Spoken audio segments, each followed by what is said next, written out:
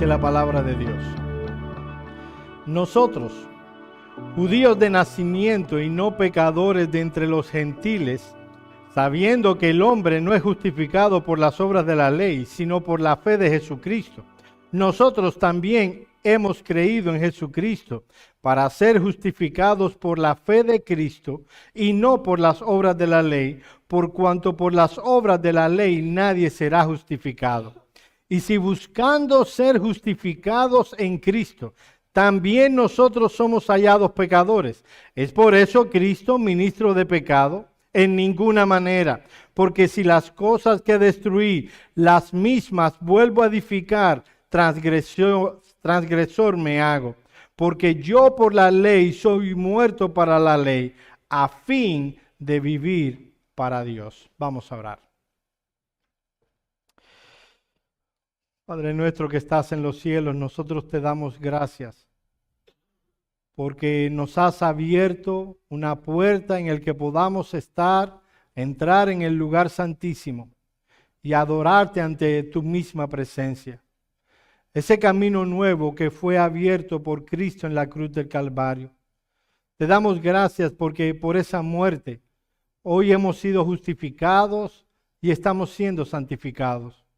Concédenos que al exponer esta palabra tú alimentes nuestras vidas espirituales y tú hagas bien a nuestras almas. Habla a tu pueblo en esta tarde. En el nombre de Cristo oramos. Amén. Amén. Quiero comenzar mi exposición en esta mañana haciéndote una pregunta. ¿Qué tan orgulloso estás de ser cristiano? A veces uno puede oír a creyentes diciendo: yo siento tanto orgullo de ser cristiano. ¿Qué tan orgulloso estás de ser cristiano? Cuando estás en tu trabajo, cuando estás delante de familiares que no conocen la palabra, ¿tú puedes hablar con orgullo de ser cristiano? Déjame hacerte otra pregunta. ¿Por qué estás orgulloso? Si la respuesta es sí, ¿por qué estás orgulloso de ser cristiano? ¿Cuáles son las razones por las que en tu corazón se levanta, vamos a decir, un sano orgullo por ser cristiano? Pues bien, mis amados hermanos, en ocasiones oímos a personas hablar orgullosamente de su cristianismo como si fuera algo que ellos alcanzaron, un logro personal. Oyendo recientemente un sermón de uno de esos nuevos convertidos librados del reggaetón, no voy a decir el nombre, oí a la persona hablando como: lo logré, yo lo hice, yo abandoné 150 millones por Jesucristo. Hablaba con aire de orgullo, como si hubiera sido un logro personal. Sin embargo, cuando analizamos la historia de la redención, el evangelio y la doctrina de la salvación en las Escrituras, pronto nos daremos cuenta de que no hay razón alguna para sentirnos orgullosos. Si hemos sido salvados, no fue por nuestras capacidades, sino única y exclusivamente por un plan creado, orquestado y ejecutado por el Dios Trino. El texto que estaremos considerando en esta tarde está en el contexto de la reprensión de Pablo a Pedro. Los orgullosos judaizantes se sentían complacidos porque solo ellos tenían, en su propia opinión, la perspectiva correcta que les haría merecedores de la salvación. Ellos tenían por un lado su observancia a la ley y por el otro tenían a Cristo. Los judíos tradicionales, ellos estaban mal. Ellos solo tenían a la ley.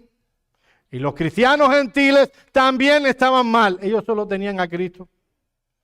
El debate entre los estudiosos en cuanto al texto que estaremos considerando aquí es si lo que encontramos a partir del versículo 15 es parte de la explicación a los Gálatas de la doctrina de la justificación o es parte de la confrontación entre Pablo y Pedro. Mis amados hermanos, estoy de acuerdo con los dos. O sea, no tengo una postura muy radical y uno ve páginas enteras discutiendo esta parte. Estoy seguro de una cosa. Pablo escribió los versículos del 15 al 19 inspirados por el Espíritu Santo. Y debemos hacer caso y prestar atención. Mis amados hermanos, muchas veces oímos hablar de la doctrina de la justificación y de la salvación y decimos, eso es algo que ya aprendí en el pasado. En el día que yo me convertí, lo aprendí. Tristemente, dentro del contexto evangélico, hemos de sacar nuevamente el estandarte, defender de la doctrina de la justificación una vez más.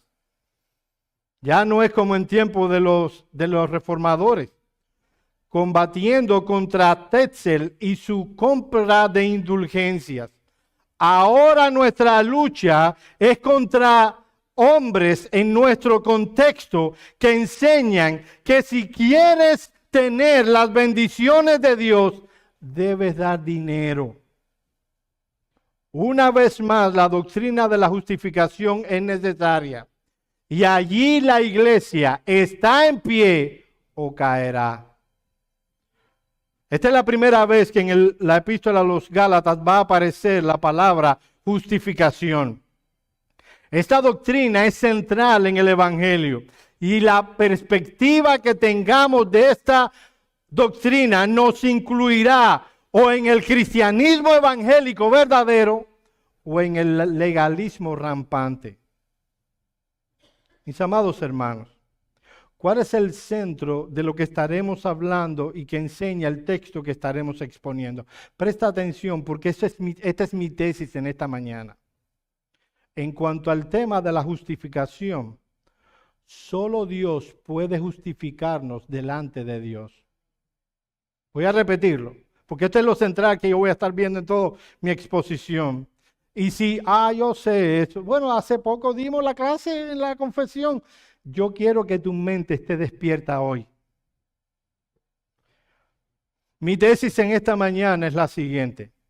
Solo Dios puede justificarnos ante Dios.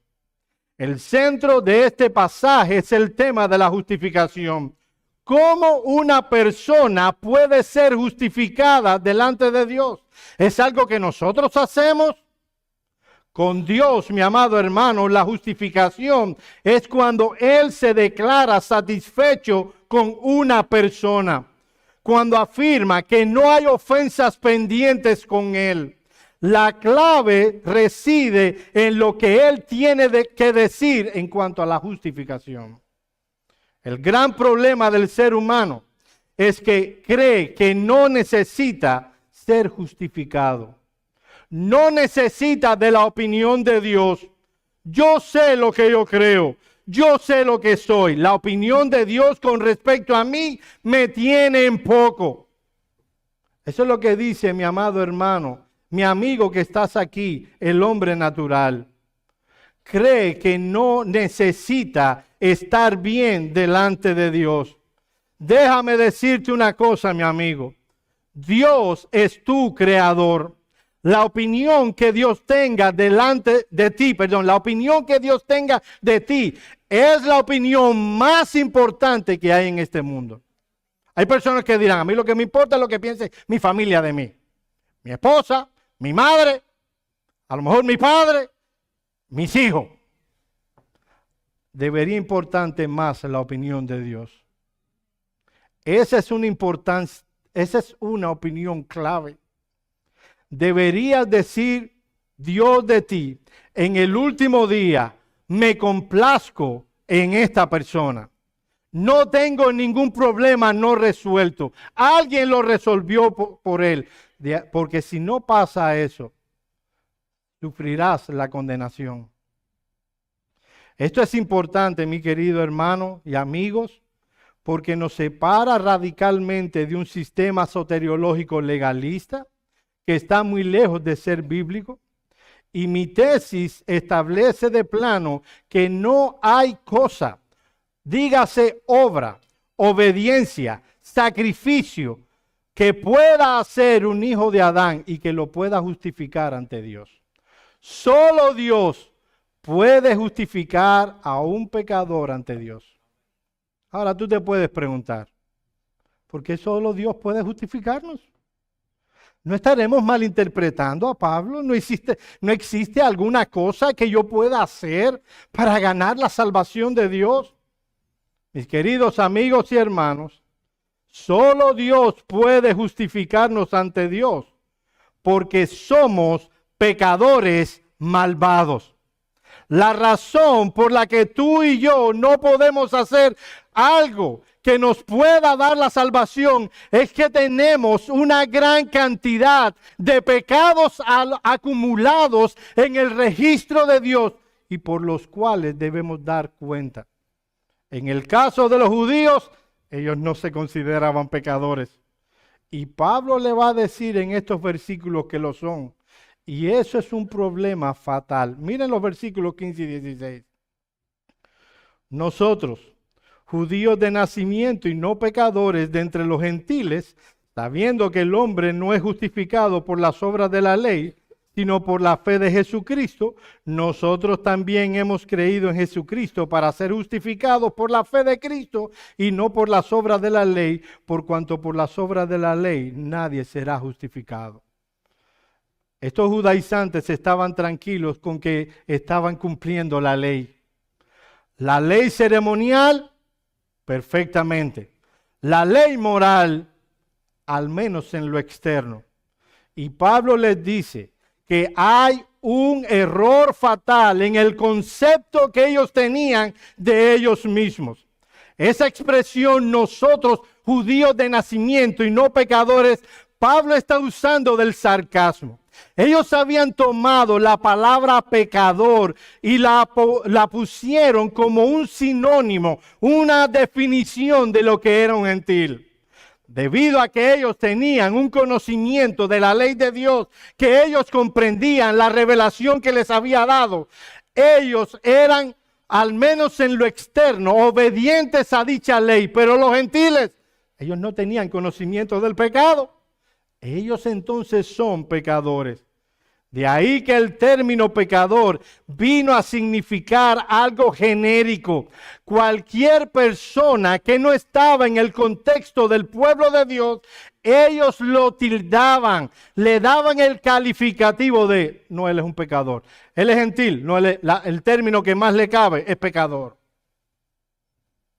En la literatura judía el término tenía a menudo un sentido muy específico. El término cualificaba a todo aquel que estaba fuera del pueblo de Israel. Hay que Pablo tomara esta expresión, nosotros judíos de nacimiento y no pecadores, en un sentido sarcástico para presentar el gran problema teológico que ellos tenían. Ustedes se ven en términos tales como una superioridad moral por encima de todas las demás naciones. Cuando solo lo que podían presentar delante de Dios eran actos externos. Una obediencia a una ley que ya no tenía razón de ser, la ley ceremonial.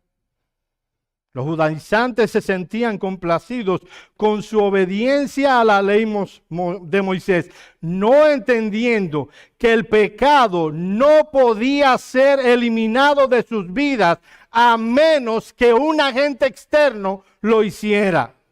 El pecado manchaba cualquier obra que ellos pudieran hacer. Ellos no podían ser justificados por la ley por dos razones. Para ser justificados por la ley, debían obedecer estrictamente cada alineamiento, cada instante de su vida en sus vidas. Debían obedecer todo cuanto la ley prescribía, todo el tiempo, a todas horas. Ni un solo fallo debía ser permitido. Y eso nadie podía hacerlo. Pero por otro lado estaba el pecado que manchaba aún aquellas cosas que ellos podían hacer. Miren el versículo 15 una vez más con esto en mente. nosotros judíos de nacimiento y no pecadores de entre los gentiles, sabiendo que el hombre no es justificado por las obras de la ley. Ninguna obediencia a la obra de la ley podía salvarles y justificarles por causa del pecado. Y eso lo sabía Pedro perfectamente. Es por eso que Pablo comienza el versículo 16 con la palabra sabiendo. El término sabiendo es la traducción de la palabra griega oída. Esta palabra expresaba, atiende bien esto, la idea de algo que era profundamente conocido por medio de la observación. Pedro, tú sabes por observación que nadie puede ser salvo obedeciendo o por las obras de la ley. Pedro vio con sus propios ojos cómo Cornelio y su familia fueron salvos, cómo pudieron recibir el Espíritu Santo sin relación a las obras de la ley. Así que cuando Pedro comenzó a retraerse de los gentiles en las comidas fraternales, recuerden que ese es el contexto, estaba apoyando una postura teológica de autojustificación que tenían los judaizantes.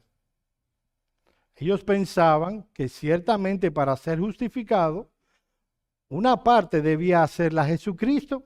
Esa parte no la podían hacer ellos, pero por otro lado, ellos debían hacer algunas cosas que tenían que ver con la ley de Moisés para que esa obra fuera aplicada. El término importante aquí, mi amado hermano, es justificación. Cuando la palabra es usada en un sentido forense, como aquí, la justificación es el acto, oye esto, es el acto por medio del cual Dios declara justo a un pecador. Eso es lo que enseña también Pablo en Romanos capítulo 3, versículos 19 al 30. Vamos ahí un momentico. Romanos capítulo 3, versículos 19 al 30.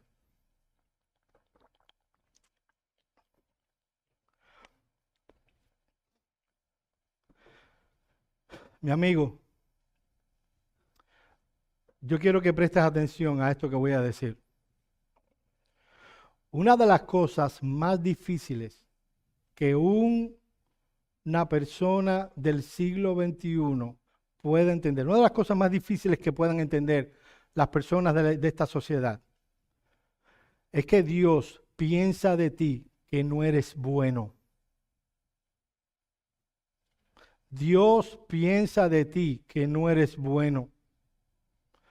No eres bueno porque eres un pecador. Lo que tú ves como un defecto de carácter, o yo soy así, Dios lo ve como un pecado grosero ante Él. Y no hay cosa que puedas hacer que te pueda librar del juicio de Dios. Tal vez tú nos oyes predicar domingo tras domingo y en tu corazón tú dices, bueno, si yo dejo de hacer esto o dejo de hacer aquello, yo podré tal vez ganarme el favor y el mérito de Dios. El punto de lo que estamos hablando en esta mañana es que no podrás hacer lo más mínimo para hallar el favor y el beneplácito de Dios, porque eres un pecador. Las obras de la ley, obedecerlas, no te pueden ayudar. Miren lo que dice Pablo en Romanos capítulo 3, 19 al 30. Pero sabemos que todo lo que la ley dice, lo dice a los que están bajo la ley, para que toda boca se cierre y todo el mundo quede bajo el juicio de Dios, ya que por las obras de la ley ningún ser humano será justificado delante de él, porque por medio de la ley es el conocimiento del pecado. Lo primero que trae el apóstol Pablo aquí es la razón por la que la obra de la ley no puede justificar a nadie. Y es por qué Dios tiene a la ley moral. El primer propósito es que podamos entender qué cosa es pecado. Alguien puede decir, yo no mato a nadie, yo no le robo a nadie, Dios tiene que tener compasión de mí. Sin embargo, el pecado va más allá, la ley va más allá de actos externos como tomar una pistola y descargarla sobre otro o robar algo del banco. Tiene que ver algo que hay en el corazón.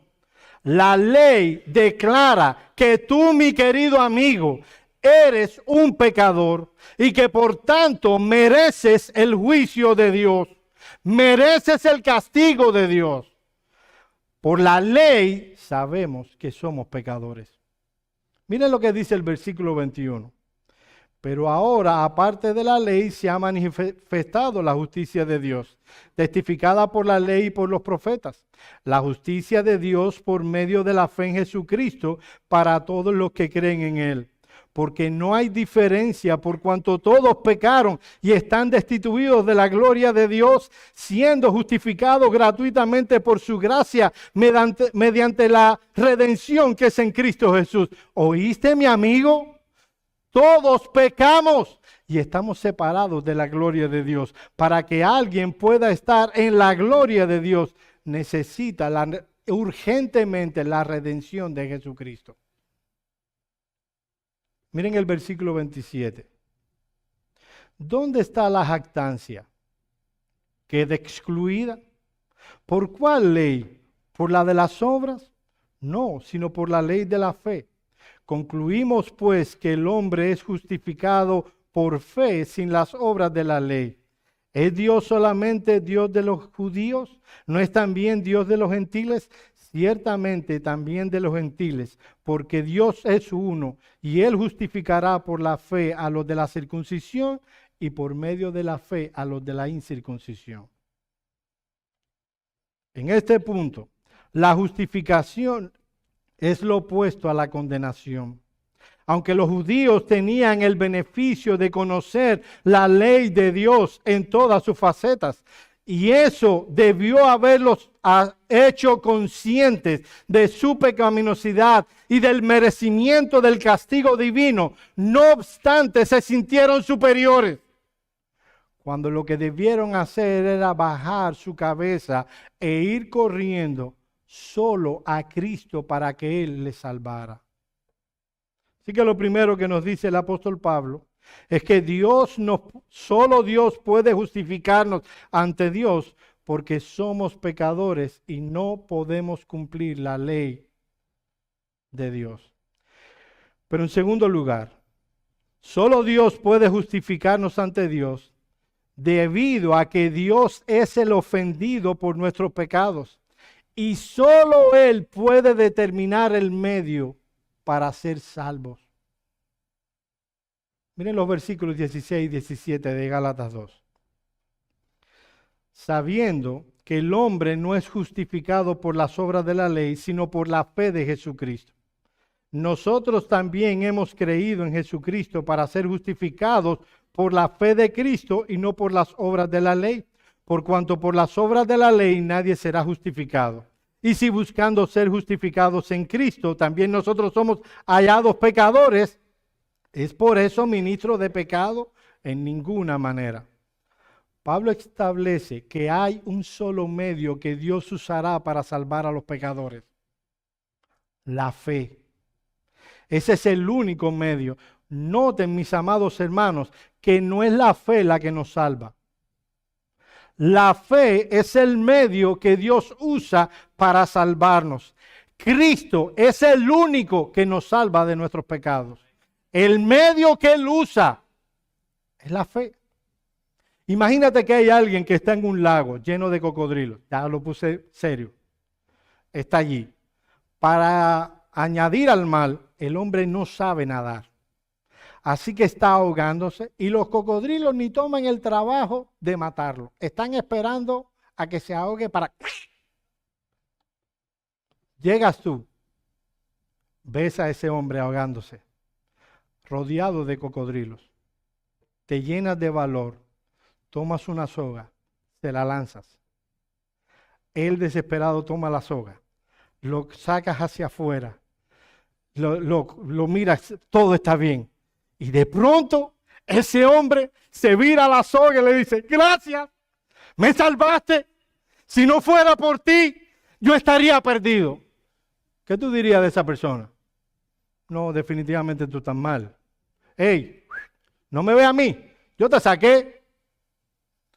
Amados hermanos, dentro del evangelicalismo moderno, hay tristemente una postura llamada fe en la fe. Fe es el medio que Dios usó en Cristo para salvarnos de nuestros pecados. Ahora, hay una cosa curiosa, yo no sé si tú notaste. Yo hubiera esperado que en todo el texto se nos dijera fe en Jesucristo, y de eso vamos a hablar en un momentico. Sin embargo, no está hablando de nuestra fe en Cristo, sino que está hablando de la fe de Cristo. Miren el texto una vez más, versículos 16 y 17. Nota, mira. Sabiendo que el hombre no es justificado por las obras de la fe, sino por la fe de Jesucristo. Nosotros también hemos creído en Jesucristo para ser justificados por la fe de Cristo. ¿De qué está hablando? Bueno, está hablando de la procedencia de la fe. Déjenme ponerlo de esta manera. Cuando nosotros vamos a las Escrituras, mis hermanos, nosotros vemos que hay varios tipos de fe. En sentido general, hay dos tipos de fe. Hay una fe que no salva y hay una fe que sí salva. La fe que nos salva, por ejemplo, es la fe que tuvo Simón el Mago. Si nosotros vamos a Hechos capítulo 8, versículo 13 al 23, vemos lo siguiente. Vamos allí, dale, busca ese texto porque es importante. Hechos 8, 13 al 23.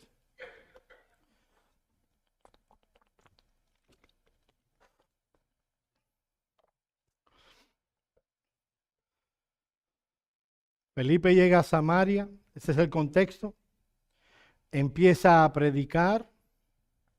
Y había un hombre allí llamado Simón, que dicen que era mago. En realidad era un trapero, no sé si entienden la expresión. Alguien que, como los magos de ahora, dan la impresión de que están sacando un conejo de que no existía del sombrero, pero ya el conejo estaba. Todo lo que hacen es un movimiento de manos que te impresiona, pero todo lo que están haciendo los magos es engañarnos. Eso es lo que hacía este hombre. Y por la predicación de Felipe, dice en Hechos 8, 13 al 23, también creyó Simón mismo. Y habiéndose bautizado, estaba siempre con Felipe. Y viendo las señales y grandes milagros que se hacía, estaba atónito. Cuando los apóstoles que estaban en Jerusalén oyeron que Samaria había recibido la palabra de Dios, enviaron allá a Pedro y a Juan, los cuales, habiendo venido, oraron por ellos para que recibiesen el Espíritu Santo, porque no había aún descendido sobre ellos ninguno de ellos, sino solamente habían sido bautizados en el nombre de Jesús. Entonces les imponían las manos los apóstoles y recibían el Espíritu Santo.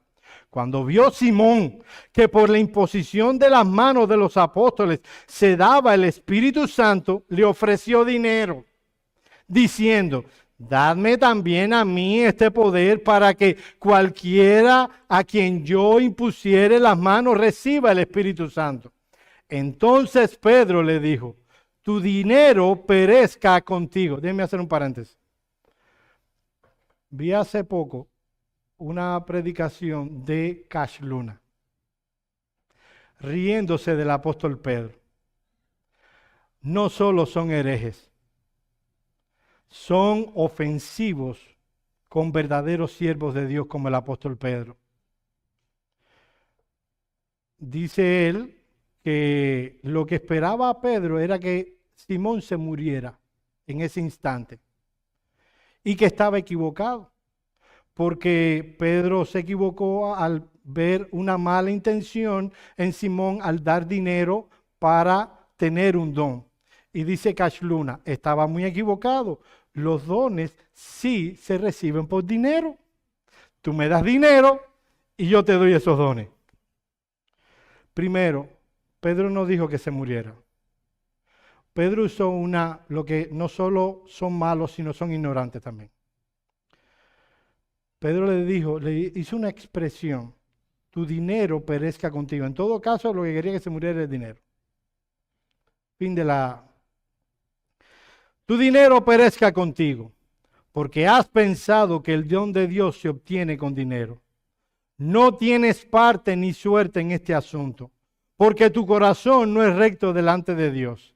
Arrepiéntete pues de esta tu maldad y ruega a Dios, y quizás te sea perdonado el pensamiento de tu corazón, porque en hiel de amargura y en prisión de maldad veo que estás.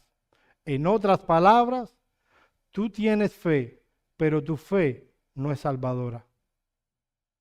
Aquellos que tienen una fe que no es salvadora, tienen la fe del rey Agripa. En Hechos 26, 27, el apóstol Pablo está predicándole al mismo rey Agripa y le hace la siguiente pregunta: ¿crees, oh rey Agripa, en los profetas? Yo sé que crees. Entonces Agripa dijo a Pablo: por poco me persuades de ser cristiano. Agripa tenía una fe que no era salvadora. No le alcanzaba para ser cristiano, y él mismo lo reconoce. Aquellos que tienen una fe salvadora perdonen si alguien se ofende, tienen la fe de los demonios. Santiago 2:19 dice: ¿tú crees que Dios es uno? Bien haces. También los demonios creen y tiemblan. Si nosotros vamos a Juan capítulo 8, versículo 30, vemos que el evangelista nos dice que Cristo, predicando, al hablar estas cosas, muchos creyeron en él. Noten muy cuidadosamente que Juan en el evangelio, en el capítulo 8, versículo 30, dice que muchos creyeron. Sin embargo, no se tiene que leer muy lejos en ese mismo capítulo para descubrir que Jesús, a esos que dice Juan que creyeron, les dijo: ustedes son de vuestro padre el diablo. Y luego, en el versículo 59, vemos a esos que Juan había dicho que creyeron en él, tomando piedras para apedrear a Jesús. Esa fe no era una fe salvadora. ¿Cómo se caracteriza una fe salvadora? Una fe salvadora es temporal. Una fe no salvadora es temporal. Una fe no salvadora es meramente histórica. Crees mentalmente simplemente en que hubo un Jesucristo que murió en la cruz del Calvario y que resucitó. ¿No has oído hablar de personas que dicen: yo creo a mi manera? Créanme, cree. Esa persona cree. Pero al ser una fe a su manera, no es fe salvadora. La fe salvadora, la fe que salva, proviene de Dios. Miren el versículo 16 una vez más. Sabiendo que el hombre no es justificado por las obras de la ley, sino por la fe de Jesucristo. Aunque hay controversia en cuanto al significado de la expresión fe de Jesucristo, o un poco más adelante, fe de Cristo, a mí me parece que el significado más natural del pasaje nos dice cómo debemos interpretarlo. Lo que enseña el texto es que nuestra fe no es una expresión inherente, o sea, de nosotros mismos hacia Cristo, sino que la verdadera fe tiene un dueño, el Señor Jesucristo, y Él es quien la da. Eso en griego está. Yo sé que los teólogos y homiletas me dicen: nunca haga eso. Hoy recuerdan los jóvenes que le enseñamos que la homilética es mi sierva, yo no soy su esclavo. Yo sé que ya no se enseñan los casos, pero está en el caso genitivo. Y una de las maneras de hablar el caso genitivo es cuando algo proviene de o algo es su dueño. Para mí, este es el sentido del texto. La fe verdadera es Cristo su dueño y es Cristo el que la da.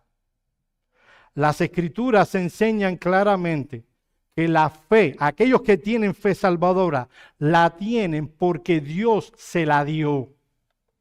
Hechos 13:48. Los gentiles oyendo esto se regocijaban y glorificaban la palabra del Señor. Oye esto. Y creyeron todos los que estaban decretados para vida eterna. ¿Quiénes fueron los que creyeron en Cristo? Los que habían sido decretados desde antes de la fundación del mundo, que creerían. Filipenses 1:29. Porque a vosotros os es concedido a causa de Cristo, no solo que creáis en Él, sino que padezcáis también por Él. Noten que la fe es algo que Dios concede. Efesios capítulo 2, versículos 8 y 9. Porque por gracia sois salvos por medio de la fe. Y esto no es de vosotros, pues es don de Dios, no por obras para que nadie se gloríe. La razón, mi hermano, por la que tú y yo tenemos la verdadera fe, la fe salvadora, es porque Cristo nos las dio. Él es quien merece la gloria y la honra. No debemos tener orgullo en nuestro corazón. Soy cristiano, fue un logro. No, fue un logro de Cristo que se nos fue otorgado simple y llanamente por gracia. Miren lo que dice Lorraine Bonner. Cabe señalar que en el acto de creer no hay mérito alguno, ya que la fe misma es un don de Dios. Dios obra en el corazón de sus escogidos mediante el Espíritu Santo a fin de que éstos crean. Y la fe es solo un acto de recibir el don conferido. La fe es meramente la causa instrumental, no la causa meritoria de la salvación. La razón por la que hay personas que tienen fe, pero que no se salvarán, es porque esa fe no proviene de Cristo.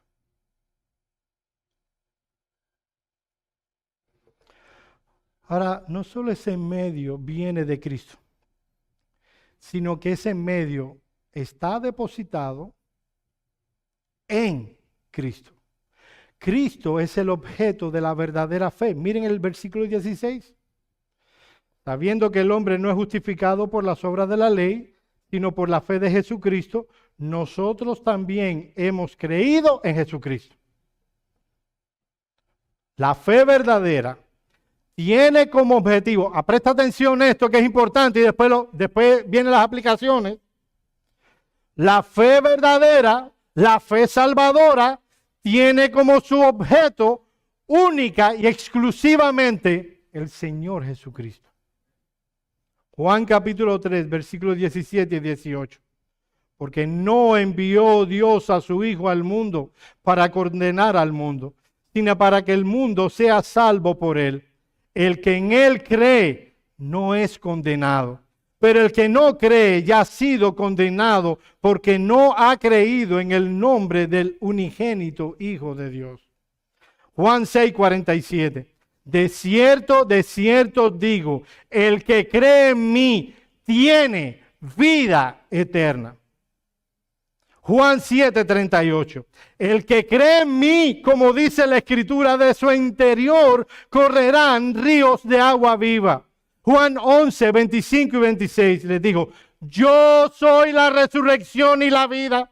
El que cree en mí, aunque esté muerto, vivirá. Y todo el que vive y cree en mí, no morirá eternamente. Mi amado hermano, ¿tú crees esto? ¿Tú crees en Cristo? ¿Tú crees que Él es la resurrección y la vida? ¿Tú crees que aun cuando venga la muerte, tú tienes vida eterna? Eso debe crear un impacto en cómo vemos el futuro y la muerte. Nosotros hemos creído en Cristo. Nosotros tenemos vida eterna. Ahora, déjenme describir un poco, muy ligeramente, ¿Cuáles son las marcas de la verdadera fe? Yo sé que ya yo dije hace unos minutos, hay dos tipos de fe, una fe que es salvadora y una fe que no es salvadora. Yo no quiero que te vayas aquí con ninguna duda, yo quiero que sepas si tú tienes fe salvadora. Mi hermano, no tenemos fe salvadora porque somos miembros de una iglesia, ni porque tenemos una Biblia debajo del brazo, ni porque vamos a la iglesia todos los días. Eso lo hacen los islámicos mucho mejor que nosotros.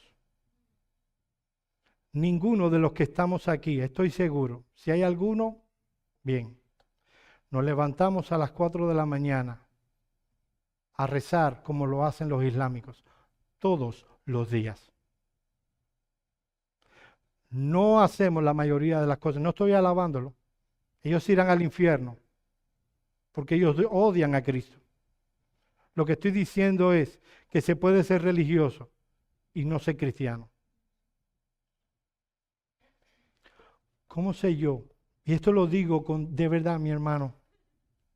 Lo digo de verdad, porque si algo está pasando en el cristianismo, es que dentro de la iglesia hay inconversos pensando que son cristianos.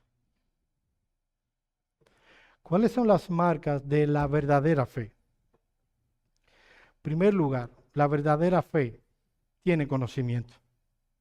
Le llamamos las 4C de la fe, así que lo vas a poder captar porque las 4 palabras empiezan con C, conocimiento.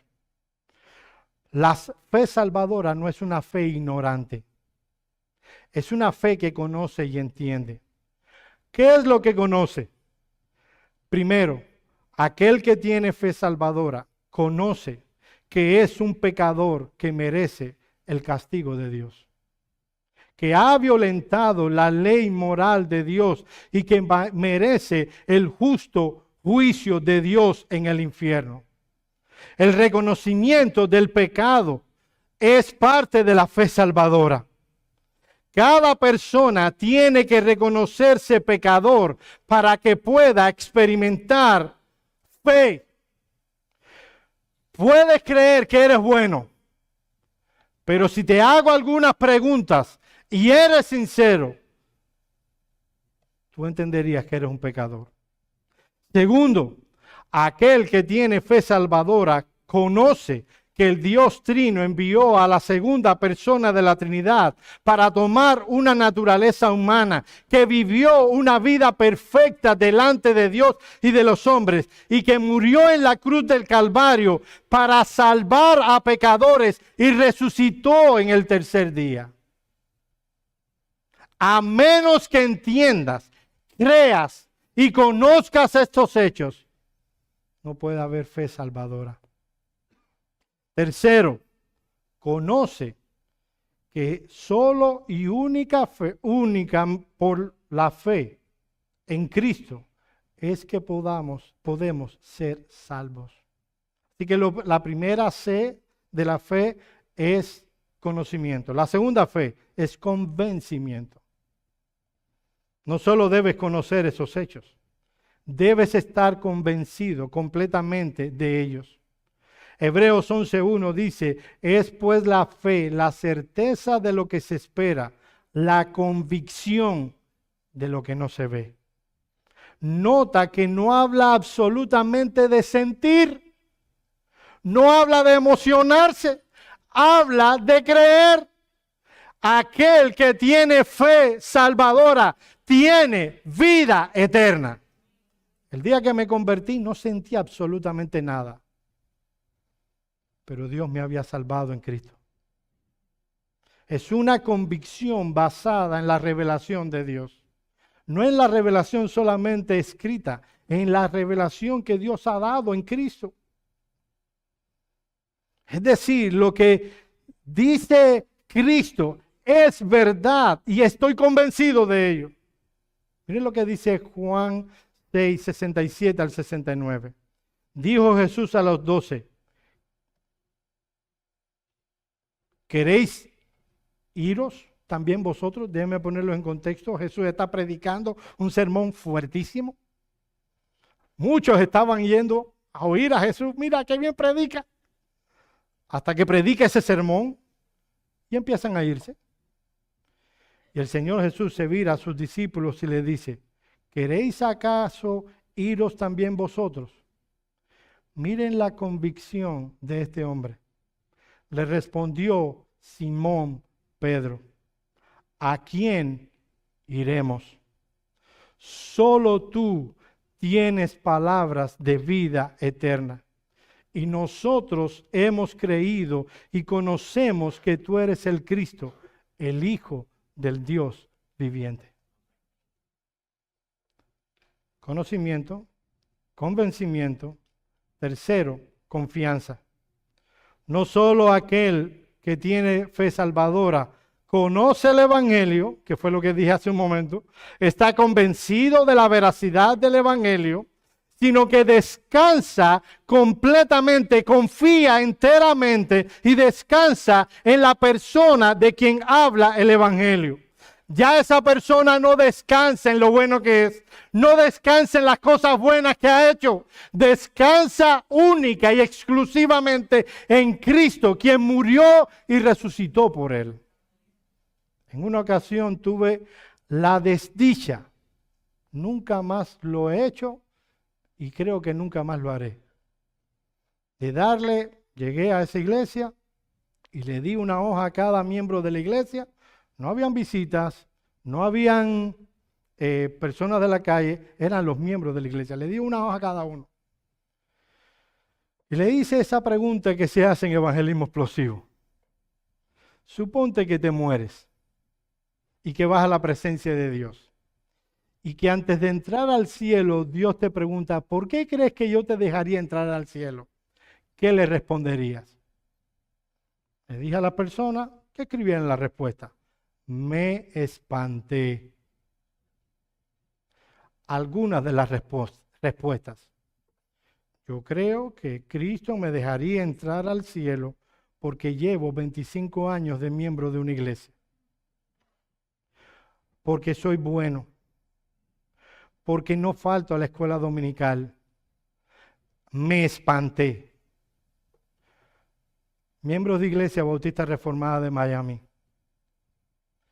Si yo osara, no lo voy a hacer, menos sin el permiso de los pastores, darte una hojita y preguntarte: ¿por qué crees, si tú mueres hoy, por qué tú crees que Dios te dejaría entrar al cielo? ¿Qué tú responderías? Esta es la respuesta que yo espero que tú escribas ahí. No hay una sola razón que puedo exponer por la cual Dios me dejaría entrar al cielo. Soy un pecador y toda mi confianza está única y exclusivamente en la obra de Jesucristo en la cruz del Calvario. Conocimiento, convicción, confianza y en último lugar, compromiso. Miren el versículo 19 de Gálatas 2.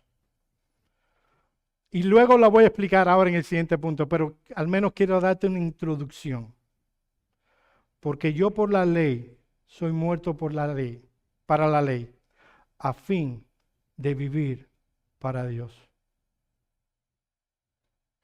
Mi amado hermano, aquel que tiene fe salvadora vive para Dios. No porque eso le ha hecho ni le hará merecedor alguno de ningún mérito. Es que es una obra de Dios. Es lo que produce la obra de Dios en el corazón. Ahora, no solo Dios es el único que puede justificarnos ante Dios porque somos pecadores y eso invalida cualquier obediencia. La obra de la ley no puede salvarnos. No solo Dios puede justificar únicamente, nos puede justificar ante Dios por el medio que Él utiliza, la fe, sino en tercer lugar, solo Dios puede puede justificarnos delante de Dios, porque solo Él puede producir los resultados correctos por los medios que Él ha determinado usar. Miren los versículos 18 y 19. Porque si las cosas que destruí, las mismas vuelvo a edificar, transgresor me hago. Porque yo por la ley soy muerto para la ley, a fin de vivir para Dios. Hay 2 o 3 jóvenes aquí que cuando se enteraron de que íbamos a predicar Gálatas, estaban muy contentos solo para explicar este versículo. Espero que estén entusiasmados el domingo que viene, porque si lo explico hoy, ¿cuál es la explicación de este versículo? Porque yo por la ley soy muerto para la ley a fin de vivir para Dios, porque el concepto que tenemos es, cumplo la ley y eso evidencia que estoy viviendo para Dios. ¿Cuál es la explicación de estos versículos? Mis amados hermanos, si hubo un hombre que podría haberse salvado, póngalo entre comillas, por la obediencia estricta a la ley, ese hombre era Pablo. ¿Cuán duro ese hombre se esforzó? En otro lugar, en Filipenses capítulo 3, versículos 4 al 6, él expone cómo era su vida antes de estar en Cristo. Y esto lo ponemos entre comillas, yo no estoy diciendo que es la respuesta. Si algún otro cree tener motivo para confiar en la carne, yo más. En cuanto a la justicia legal, era hallado irreprensible. Tan estricto había sido Pablo en su obediencia externa a la ley del Antiguo Testamento, tal como era interpretada por los líderes de la religión judía, que en su esfuerzo por conseguir esa rectitud legal había llegado a ser irreprensible a los ojos humanos. El juicio humano podía decir, irreprensible. Era irreprochable. Pablo era un bárbaro, así diríamos en Cuba. Así parecía a los ojos de los hombres, pero no a los ojos de Dios. Después de todo, la ley que Dios exigió era mucho más estricta de lo que los fariseos podían presentar. No era simplemente algo externo. Implicaba amar a Dios con todo el corazón, con toda el alma, con toda la mente y con todas las fuerzas, y amar al prójimo como a sí mismo. Cuando alguien me dice, yo soy bueno, esta es la definición de ser bueno. ¿Tú crees que tú eres bueno? Bueno es aquel que ama a Dios con todo el corazón, con toda el alma, con toda la mente, con toda la fuerza, y al prójimo como a ti mismo. Hay que ser muy hipócrita como para decir, yo tengo eso. Pablo nunca fue capaz de satisfacer esa norma. En realidad había errado muy lejos del blanco. Eso es lo que significa literalmente pecado. Literalmente significa errar en el blanco. Saulo de Tarso, miren la hipocresía de este hombre, que a los ojos de los hombres era irreprensible, en realidad no era más que un asesino que preparó las condiciones para que Esteban fuera matado. El mismo hombre que podía observar las leyes dietéticas de la ley ceremonial y que procuraba externamente cumplir la ley moral, en su interior albergaba un fuerte odio hacia el Hijo de Dios, a tal punto que pidió cartas a los líderes para ir a Damasco y perseguir a aquellos que creían en Cristo, el Hijo de Dios. Ese es el problema del legalista. Se conforma con actos externos, pero no se preocupa por lo que pasa en el corazón. De ahí que la ley que Pablo pretendía obedecer era su peor acusador. Le mataba, no solo en lo que se refería a lo externo, sino mucho más en lo interno. Miren cómo Pablo lo expresa, cómo esa ley mata al pecador. Romanos 7:7. ¿Qué diremos pues? ¿La ley es pecado? En ninguna manera. Porque yo no conocía el pecado sino por la ley. Porque tampoco conociera la codicia si la ley no dijera, no codiciarás. Pablo se dio cuenta que la ley no tenía que ver simplemente con actos externos, sino que tenía que ver con el corazón. La codicia. La ley no tenía que ver simplemente con actos externos, sino con lo que pasa en tu interior. De ahí que la ley no le había dado paz con Dios.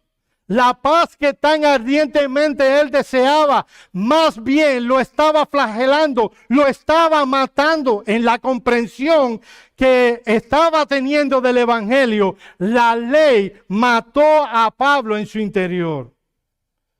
Pero por la maravillosa gracia de Dios, ese trato de la ley le llevó a entender que necesitaba de Cristo para que él solucionara el problema tan terrible que tenía con Dios. Fue entonces que Pablo encontró a Cristo.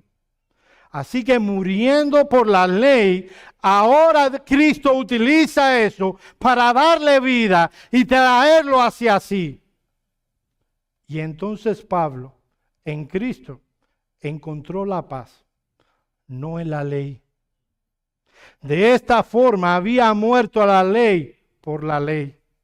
Por medio de la ley había descubierto cuán gran pecador era, cuán gran condenación merecía y cuán incapaz era por sí mismo de salir de esa ruinosa situación. Por eso Pablo dice en Romanos 3:20, ya que por las obras de la ley ningún ser humano será justificado delante de él, porque por medio de la ley es el conocimiento del pecado. Al matarlo la ley, hizo que este hombre no buscara la solución en la ley. Murió por la ley, para que buscara su solución en Cristo y así pudiera vivir para Dios. Mis amados hermanos, eso es lo glorioso de la salvación en Cristo Jesús. Que Cristo solucionó nuestro problema. Nosotros hemos pecado toda nuestra vida contra Dios. Si algo merecemos tú y yo es la condenación eterna. Si Dios hubiera dejado nuestro pecado hasta el final y nos hubiera enviado a todos los seres humanos de la historia al infierno, estaría bien, porque eso es lo que tú y yo merecemos. Y Dios mismo solucionó nuestro problema. Envió al Señor Jesucristo a tomar una naturaleza humana, a morir en la cruz del Calvario y a comprarnos como un pueblo que ahora anhela las buenas obras. Miren cómo lo dice Pablo en Romanos capítulo 14, versículos 7 y 8. Porque ninguno de nosotros vive para sí. ¿Oíste la descripción que hizo de un cristiano? Dice que no vive para sí. Y ninguno muere para sí. Pues si vivimos, para el Señor vivimos. Y si morimos, para el Señor morimos. Así pues, sea que vivamos o que muramos, del Señor somos. ¿Qué se quiere decir con vivir para Dios? Hermano, yo vine con mucha carga, primero porque es un texto difícil de explicar. Pero yo quiero decirte cosas a tu corazón. ¿Qué significa vivir para Dios? Esa es la definición de un cristiano.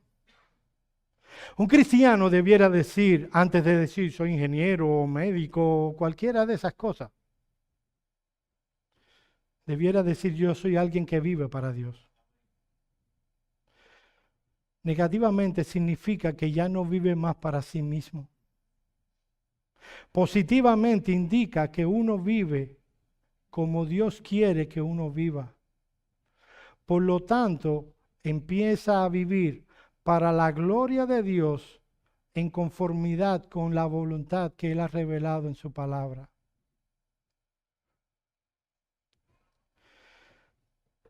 ¿Sabe lo que está enseñando Pablo aquí? Oye esto, mi amado hermano. El cristianismo no es un hobby. ¿Sabe que conozco creyentes que cuando se reúnen, ¿cuál es tu hobby? No, a mí me gusta cazar y pescar. ¿Y el tuyo? No, a mí me gusta jugar videojuegos. ¿Y a ti? No, a mí me gusta irme de vacaciones. O sembrar un grupo de hortalizas en mi patio. Hay creyentes que tal vez pudieran decir, no, mi hobby es ser cristiano. El punto aquí es que el cristianismo, para el verdadero cristiano, no es un hobby. Cuando veo la vida de algunos creyentes, me parece que Cristo es solo y únicamente un hobby más. Algo que viene a su cabeza solo los domingos. Y una vez se acaba esta actividad y salen por esa puerta, empezó a vivir su vida. Para algunos Cristo es simplemente algo incidental y esporádico en su semana. No tiene un impacto real en su vida. No es algo que envuelve toda su vida. Mis amados hermanos y amigos, Cristo para el cristiano no es algo periférico. Envuelve toda la vida del cristiano. Ha sido comprado, ha sido salvado, ha sido redimido para vivir para Dios. Dios traiga convicción de pecado en nuestros corazones. Mi amado hermano, ¿qué es Cristo para ti? Vivimos en una generación que todo es demasiado difícil. Todo es demasiado complicado. Todo sacrificio es muy difícil. Cristo rescató un pueblo que viva para Dios. Mi amado hermano, tú vives para Dios. ¿Qué es Cristo para ti? Pablo definió Cristo con las siguientes palabras en Filipenses. Para mí el vivir es Cristo. Si lo vieras en el original, ¿sabe cómo dice? Para mí el vivir Cristo y el morir es ganancia. ¿Es eso Cristo para ti? ¿Cristo es tu todo? ¿Cristo es el centro, la periferia, todo cuanto hay en tu vida? A veces voy a casa de creyentes, aquí no lo veo mucho, pero que tienen un cartel que dice, Cristo es, ¿cómo dicen?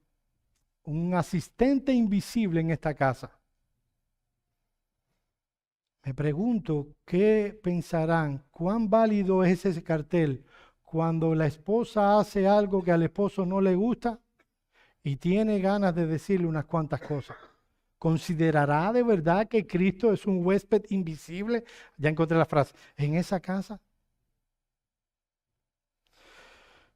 Mis amados hermanos, solo Dios puede justificarnos delante de Dios. Nosotros somos pecadores. Somos pecadores redimidos. Pero somos pecadores que hemos sido justificados solo porque Dios hizo todo lo que se requería para que nosotros fuéramos salvos. Entonces vive para la gloria de Dios. Ya no vivas para ti. Vive para aquel que murió y resucitó. Vive para aquel que te compró, que compró un pueblo que dice la Escritura que es celoso de buenas obras. Y para ti, mi amigo, espero que hayas comparado tu fe con la verdadera fe. Y si tú has encontrado que tú tienes fe, pero como la de Simón el Mago o la de Agripas, o la de aquellos que querían apedrear a Jesús, una fe temporal, meramente histórica, hay solución a tu problema. Tu solución está en Cristo Jesús.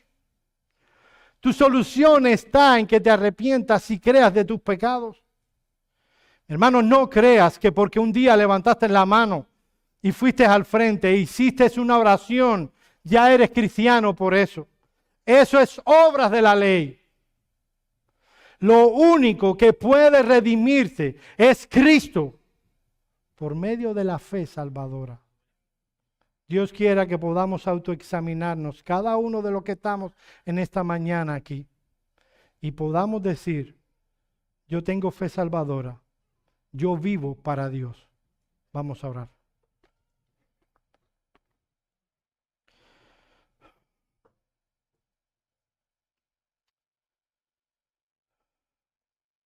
Señor, te damos gracias por Jesucristo. ¿Qué sería de nosotros si Cristo no se hubiera interpuesto en nuestro camino? Hubiera obrado por el Espíritu Santo en nuestros corazones y nos hubiera redimido, nos hubiera salvado y por el Espíritu Santo regenerado, nos hubiera dado fe salvadora. ¿Qué sería de nosotros? Gracias, oh Señor, porque por Cristo es que podemos ser justificados. Señor, ayúdanos a vivir para ti. Obra en aquellos que están en esta mañana y no tienen fe salvadora. Señor, solo tú puedes proveer esa fe que salva. En el nombre de Cristo oramos. Amén.